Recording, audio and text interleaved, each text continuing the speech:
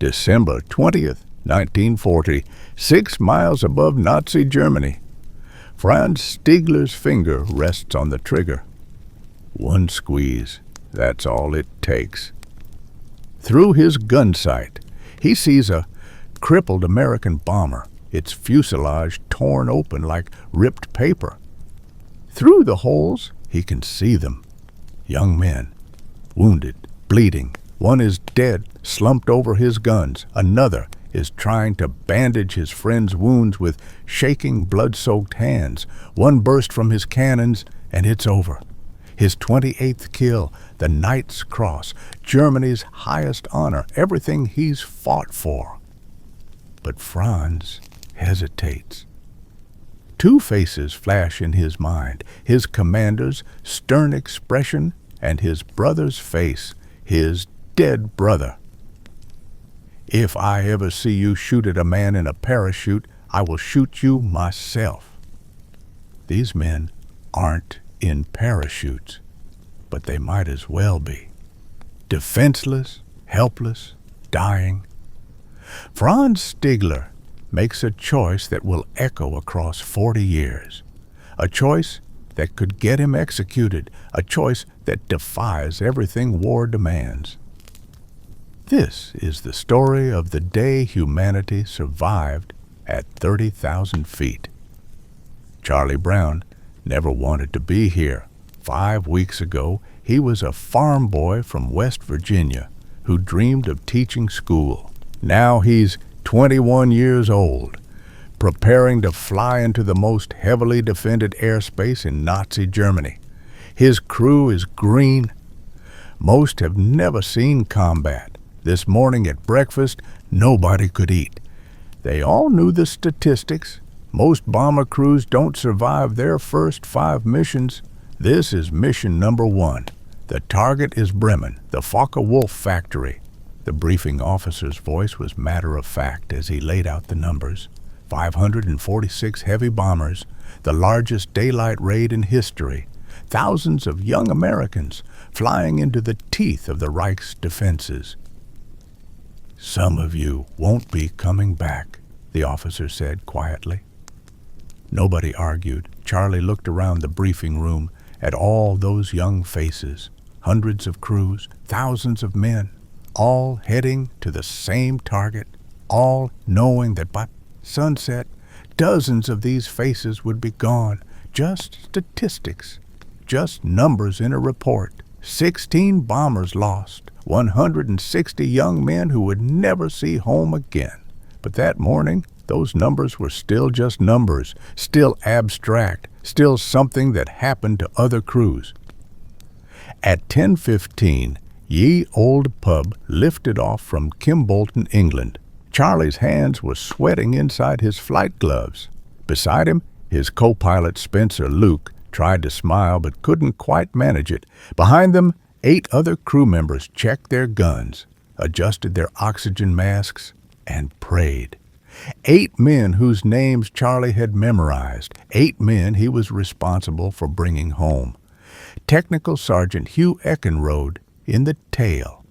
The oldest man on the crew at 28, married with a daughter he'd never met. Sergeant Alex Yelisenko, waist gunner, just 19 years old. Sergeant Samuel Blackford, ball turret gunner, terrified of heights, but too proud to say it. Technical Sergeant Richard Pichute, top turret gunner and engineer, the joker who kept everyone's spirits up. Sergeant Lloyd Jennings, another waist gunner, quiet kid from Georgia who wrote poetry nobody knew about. They were more than a crew. They were brothers. And Charlie was going to bring them all home. All of them. The flight across the English Channel was beautiful. Blue sky, white contrails, 546 bombers in perfect formation, a sky full of metal and hope and terror. Then they crossed into German airspace and hell opened up. Messerschmitt fighters dove out of the sun, cannons blazing. The radio exploded with urgent voices. Fighters At 3 o'clock, fighters. At 12 o'clock, fighters everywhere. The formation tightened. Bisons survived through mutual defense, each bomber's guns protecting the others. Break formation and you're dead. Bremen appeared below them, a maze of streets and factories and flak batteries. Charlie held the bomber steady through the bomb run. No evasive maneuvers. The bombardier needed a stable platform. Flak burst all around them, black clouds of shrapnel pinging off the fuselage like deadly rain. The bomber shook. Men shouted. Someone screamed, "Bombs, away!" 4,000 pounds of high explosives fell toward the factory below. The Bison lurched upward, suddenly lighter. Charlie banked away from the target, following the formation. Time to go home, except they never made it. A German fighter came straight at them head-on, the worst kind of attack. His cannons lit up. Shells ripped through ye Olde Pub's nose. The plexiglass shattered. Freezing air blasted into the cockpit at -40 degrees. The oxygen system exploded. Men started passing out. Another fighter hit them from behind. Hugh Eckenrode in the tail fired back, his tracers arcing through the sky. Then his guns went silent. Charlie tried to call him on the intercom. No response. In the tail section, Hugh Eckenrode was dead, a cannon shell having torn through the turret. The father who would never meet his daughter, gone in an instant. The number 2 engine exploded in a burst of flame. The number 4 engine started trailing black smoke. Hydraulic fluid streamed from ruptured lines like arterial blood. The control panel shattered. Half the instruments went dark. Then Charlie felt the impact. Shrapnel slammed into his shoulder. Pain exploded through his body. Blood soaked his flight suit. The world started going gray. He couldn't breathe, couldn't think. The bomber nosed over into a dive. Spencer grabbed the controls, but he was hit too, barely conscious. 6 miles up became 5, then 4. The altimeter spun backward like a clock unwinding. Other crew members stumbled forward with portable oxygen bottles, pressed masks to Charlie's face. Slowly, breath returned, consciousness returned. At 4,000 feet, Charlie pulled out of the dive. They were alone.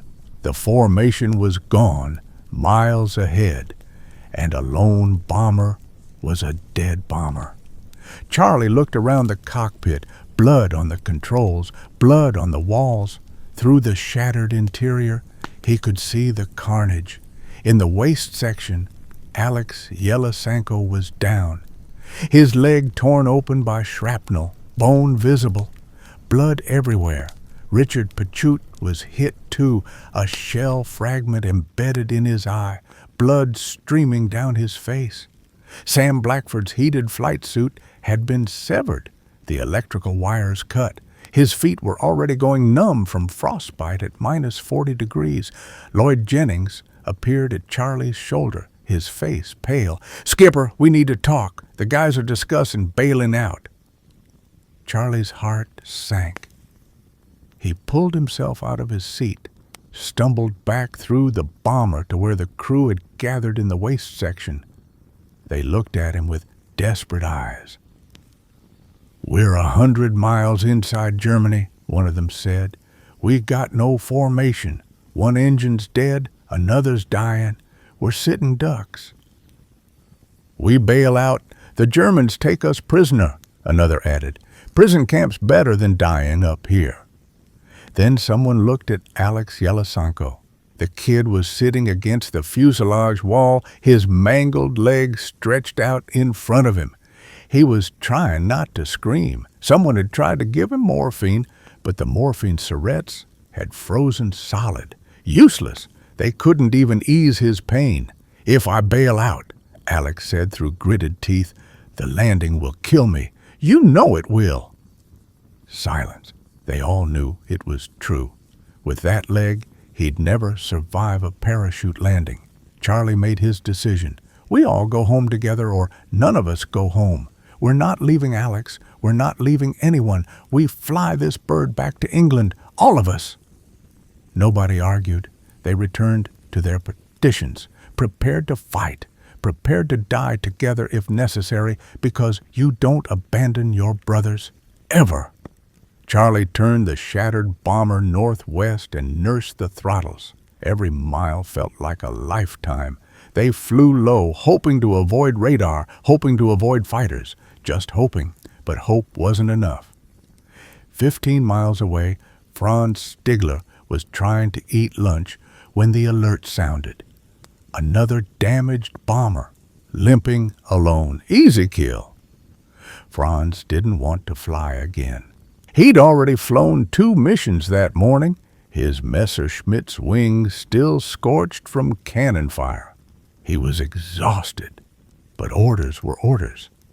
And one more kill meant the Knight's Cross. 27 victories already. Just one more. Franz wasn't like Charlie. Franz was 27 years old, a veteran of campaigns in North Africa and Europe. He'd been shot down twice and survived both times. He knew what it felt like to be helpless in the sky. He knew what fear tasted like, and he knew loss. His brother, August, had been a pilot too, also Luftwaffe, also fighting for Germany. August was killed in combat 2 years earlier. Franz still had the letter from his commander. "Your brother died bravely in service to the father tent." Brave did good.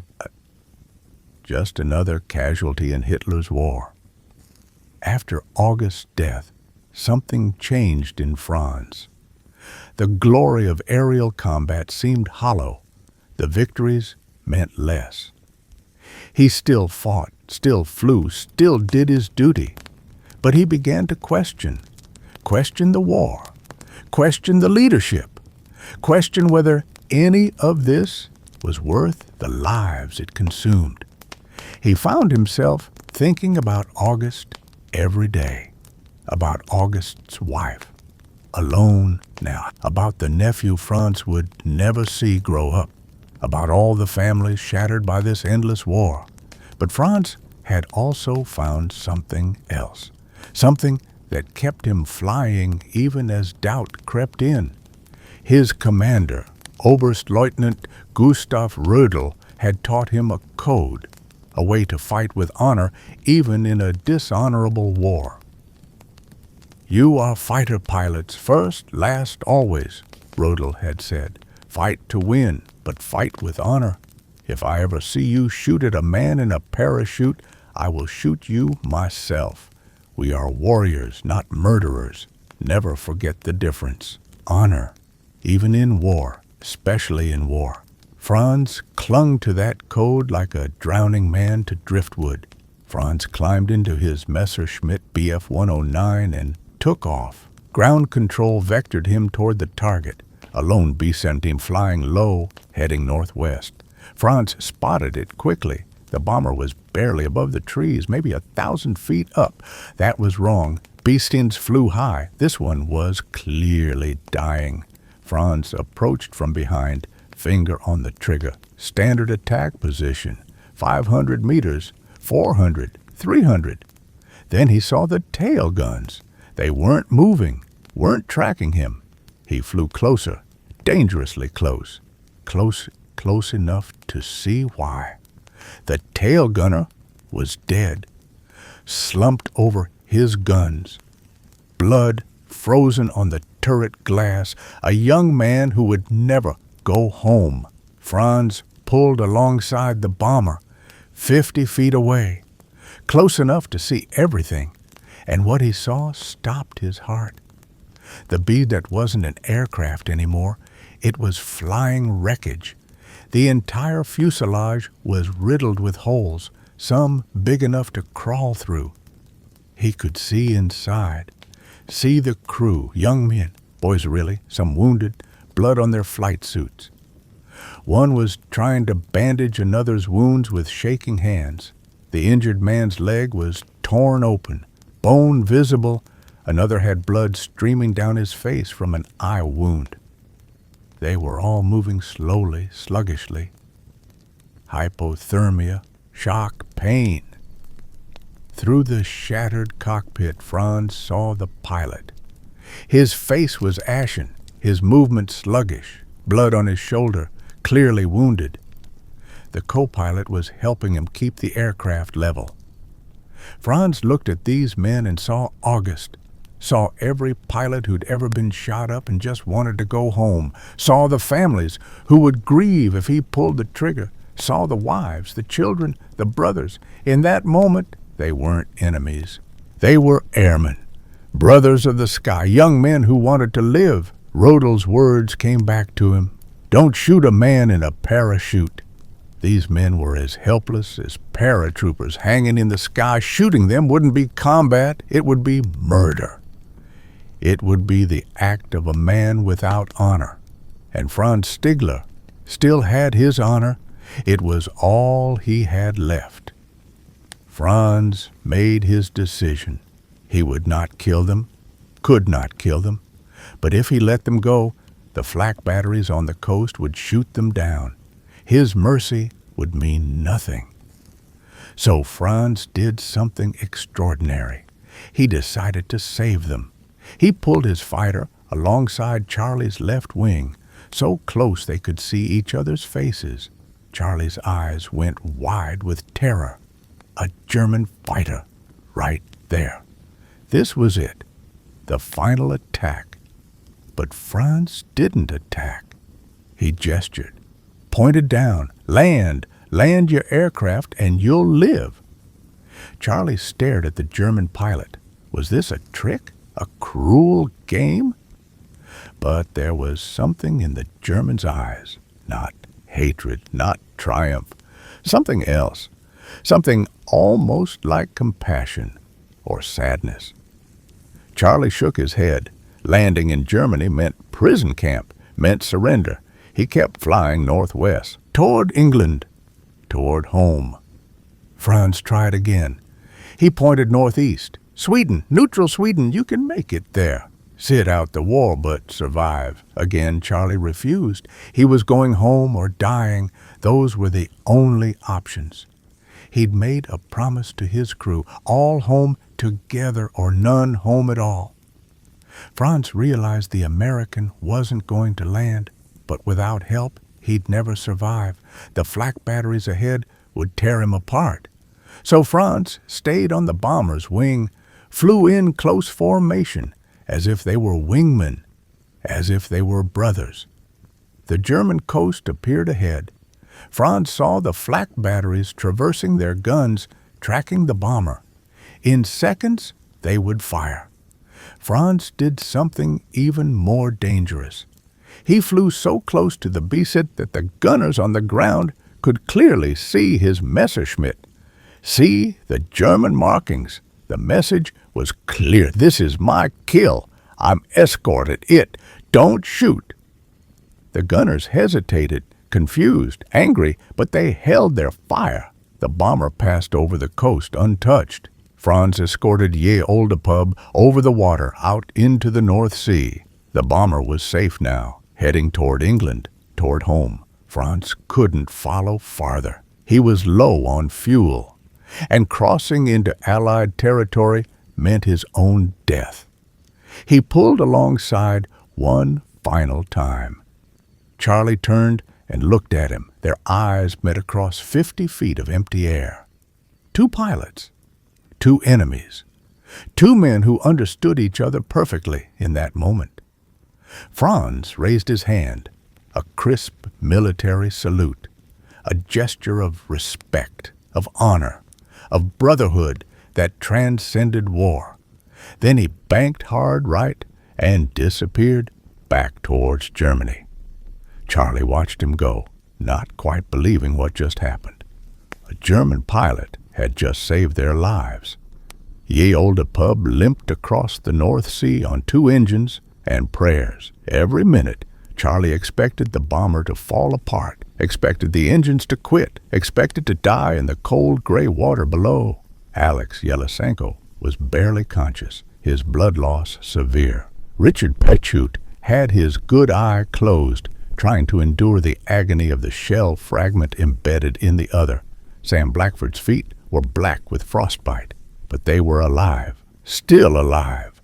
The English coast appeared like a miracle. Charlie radioed ahead, declared an emergency. They vectored him to the nearest base. The landing was rough, the brakes barely working, but they were down. They were safe. They were alive. Ground crews swarmed the bomber and stared in disbelief. One mechanic counted over 250 holes. Another said he'd never seen a Besson so damaged that still flew. They removed Hugh Eckenrode's body gently, reverently, rushed the wounded to the infirmary. Alex Yelasanko would survive, but walk with a limp for the rest of his life. Richard Petchute would lose the eye. Sam Blackford would lose 3 toes to frostbite. But they were alive.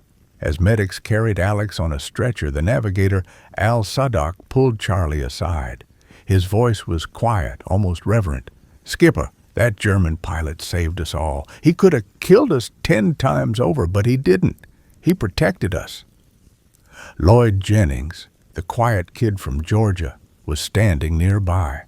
His face was still pale with shock.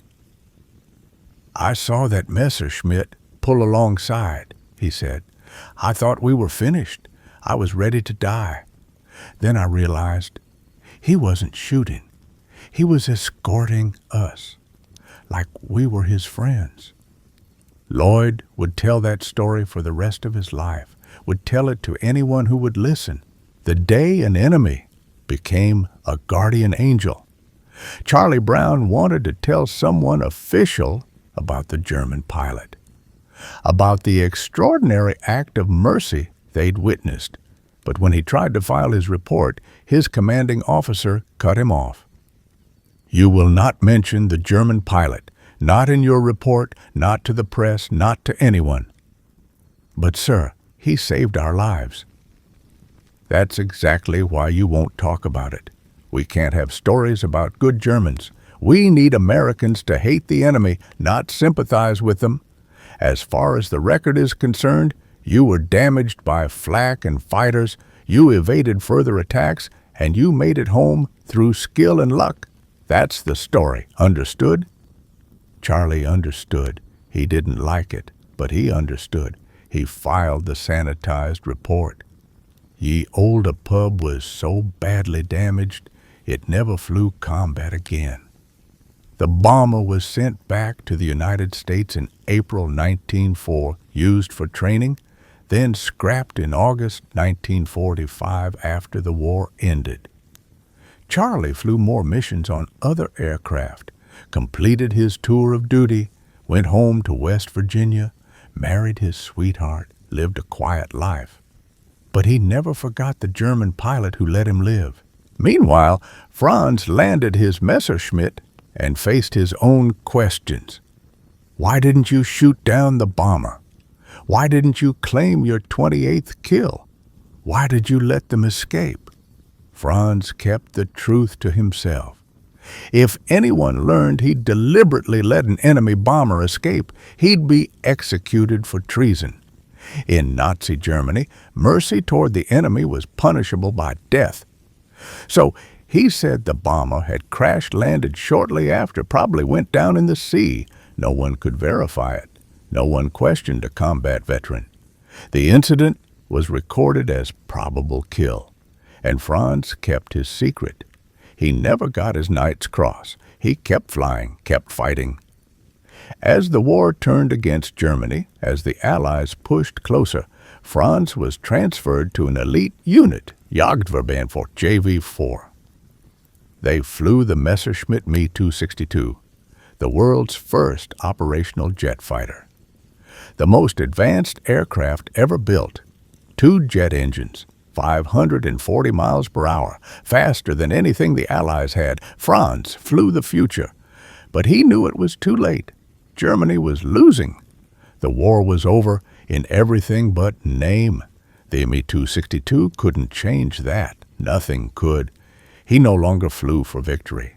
He flew to protect, to escort damaged German bombers home, to shield young pilots who didn't deserve to die for Hitler's failing regime. He'd become what that American bomber had needed: a guardian, a protector. He'd learned something from that day over the North Sea, learned that honor mattered more than kills, that life mattered more than medals.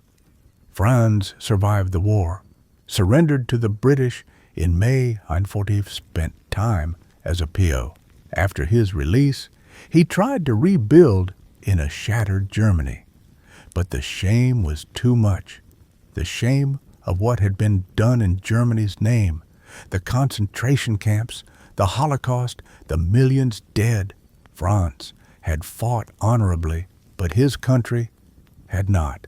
That stain could never be washed away.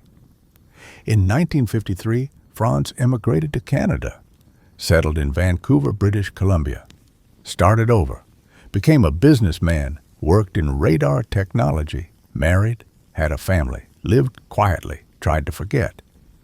But like Charlie, he never forgot that day, never forgot the faces of those young Americans, never forgot the choice he made. Sometimes he wondered if they'd survived, if his mercy had meant anything, or if they'd crashed into the sea shortly after he left them. He would never know, or so he thought. For 40 years, both men kept their secret. Charlie told his wife eventually, told his children, but never publicly, never officially. Franz told no one for years. The war became history. Veterans started telling their stories, and both men began to wonder whatever happened to the other pilot.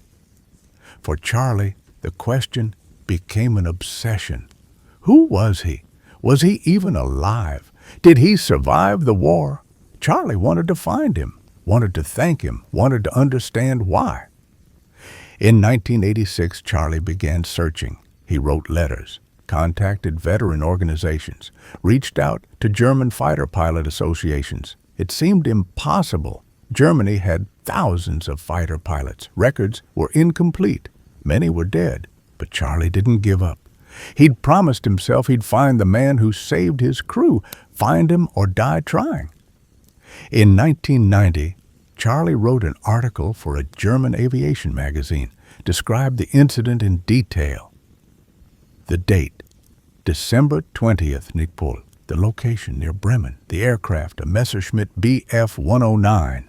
The salute, everything he could remember. And then he asked, "Does anyone know this pilot? Is he still alive?" In Vancouver, British Columbia, Franz Stigler was reading that magazine. It was a German aviation history publication, one he subscribed to out of nostalgia. He turned the page and saw the article. An American pilot searching for a German pilot who spared a beset on December 20th, Porte. Franz's hands trembled as he read. The date matched. The location matched. The aircraft matched. The salute matched. Every detail matched. After 46 years, someone was looking for him. The American had survived. They'd all survived. His mercy had meant something after all. Franz wrote a letter, described his version of events, provided details that only someone who was there could know. The condition of the bomber, the dead tail gunner, the wounded crew, the holes in the fuselage, the blood, the decision, the salute. The letter reached Charlie Brown in Seattle, Washington. Charlie read it once, read it again, checked every detail against his own memories. Everything fit, everything matched. After 46 years of searching, he'd found him. They talked on the phone. Two old men on opposite sides of a war that ended decades ago, sharing memories that only they could verify. Charlie's voice cracked with emotion. Franz wept openly. They arranged to meet. In 1990, Charlie Brown and Franz Stigler met face to face for the first time since December 20th, 1940. They met in Seattle. Two old pilots, now in their 70s, without fighter planes or bombers or guns between them. They embraced, they held each other, and cried. And then they talked for hours that became days that became weeks. The friendship that formed was immediate and profound. Charlie had brought something with him, a folder full of photographs. He spread them out on the table. "Franz, I want to show you something. This is Alex Yelisanko with his wife and 3 children. This is Richard Pechut with his grandchildren. This is Sam Blackford at his daughter's wedding. This is Lloyd Jennings with his great-grandchildren." Franz looked at the photographs, dozens of them. Families, children, grandchildren, lives lived, love shared, futures created. "Franz," Charlie said, his voice breaking, "you didn't just save 10 men that day. You saved all of these lives, all of these families. Every person in these photographs exists because you made the choice you made." Franz couldn't speak. Tears streamed down his face. He'd spent 46 years wondering if his choice had mattered. Now he knew. It had mattered more than he could ever have imagined. "You saved my life," Charlie said. "You would have done the same," Franz replied. "I don't know if I would have," Charlie admitted. "I like to think I would, but I don't know." Franz was quiet for a moment. "That's the difference between us. I had seen war, lost my brother to it. I knew that some things matter more than victory. You were young. It was your first mission. You still believed in absolutes." "Were we right?" Charlie asked, the question that had haunted him for decades. "About the war? About fighting?" "You were fighting Nazis," Franz said. "Of course you were right. I was defending Germany. But Germany wasn't the Nazis. I only understood that later. Too late to change anything, but not too late to choose honor over hatred." They talked about Gustav Rödel, the commander whose words saved 10 lives. They talked about August, Franz's brother, whose death taught Franz the true cost of war. They talked about the cosmic chance that brought them together that day, and again 46 years later. The two men became inseparable. They traveled together to air shows and veteran reunions. They gave speeches together, told their story to young people who needed to hear it, needed to understand that even in war, humanity can survive. "I love you, Charlie," Franz would say at the end of phone calls. "I love you too, Franz," Charlie would reply. They meant it. Enemies had become brothers. War had been transcended by friendship. Time catches everyone eventually. In March 2008, Franz Stigler passed away in Vancouver. He was 92 years old. Charlie attended the funeral, grief-stricken. He'd lost his best friend. More than that, he'd lost the man who gave him a second chance at life, who gave Alex and Richard and Sam and Lloyd and all the others their second chances. 8 months later, in November 2008, Charlie Brown died in Seattle. He was 87 years old. Some said natural causes. Others said a broken heart. He was buried with military honors, his casket draped with the American flag. In death, as in life, they were connected. Their obituaries appeared in papers across America and Germany. The story was told again. The lesson was remembered. But the story didn't end there. It never ends. Because some stories are too important to die. In January 2019, 11 years after both men passed away, something remarkable happened. A restored Beeson bomber serial number 4485443, was repainted in the colors and markings of ye Olde Pub. The paint gleamed, the engines roared, and the bomber took to the skies again. Today, right now, that beast that flies at air shows across America, you can see it, touch it. Some lucky people can even fly in it. The bomber that should have died over Germany in 1943 lives again. Children climb through the same fuselage where wounded men bled. Veterans stand at the same positions where Lloyd and Alex and Sam fought for their lives. The story continues.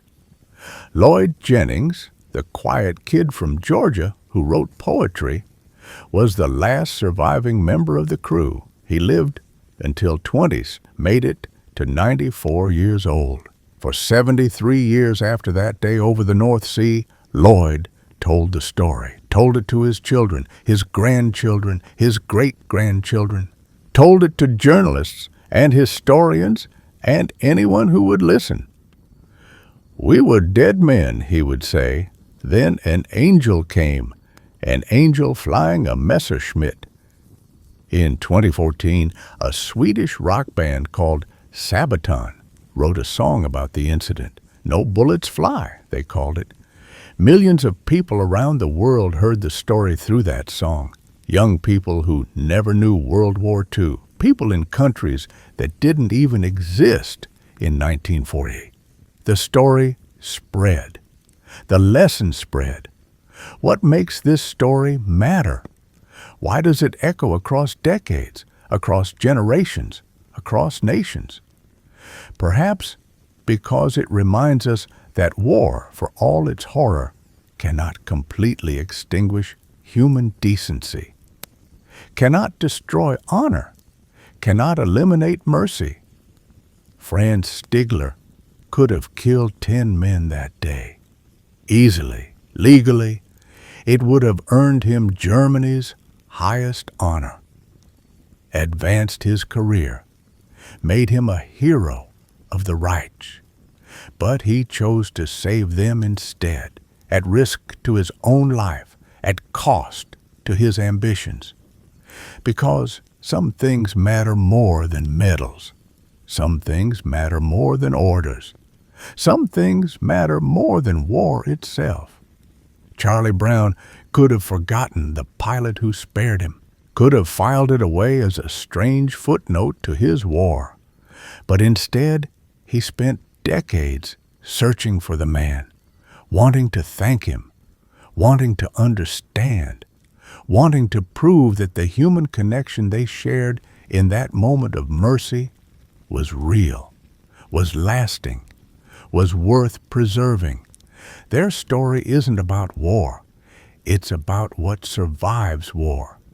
Honor, mercy, humanity, friendship, love. Gustav Rudel never knew his words would save 10 American lives on December 20th, 1940. Never knew his insistence on honor would create a friendship spanning continents and decades, but his legacy lived through Franz Stigler's choice, and that choice changed the world in ways he could never have imagined. August Stigler never knew his death would lead his brother to spare those Americans. Never knew his memory would be honored not by the kills his brother made, but by the life his brother chose to preserve. But his loss taught Franz the true cost of war, and that lesson saved lives. December 20th, 1943. 2 pilots, 2 enemies, 1 choice, 1 friendship that proved stronger than war. Somewhere today, a descendant of Alex Yelesanko is celebrating a birthday. A great-grandchild of Richard Pichut is graduating from college. Sam Blackford's family is gathering for Thanksgiving. Lloyd Jennings's poetry has been published posthumously. All of these lives, all of these moments exist because of a choice made 6 miles above the North Sea 75 years ago, Franz Stigler and Charlie Brown gave us a gift, a reminder that even in the most brutal circumstances, compassion can survive. And sometimes compassion transforms enemies into brothers, transforms killing into saving, transforms war into peace, one choice at a time, one act of mercy at a time, one salute across 50 feet of empty air. Their story lives on in the besom that flies today, bearing the name Ye Olde Pub, in the families that exist because of mercy, in the hearts of everyone who hears this story and chooses in their own small way to be a little more like Franz Stigler, to choose honor over hatred, mercy over vengeance, humanity over war. This is their legacy. This is their gift to us. This is why their story will never die.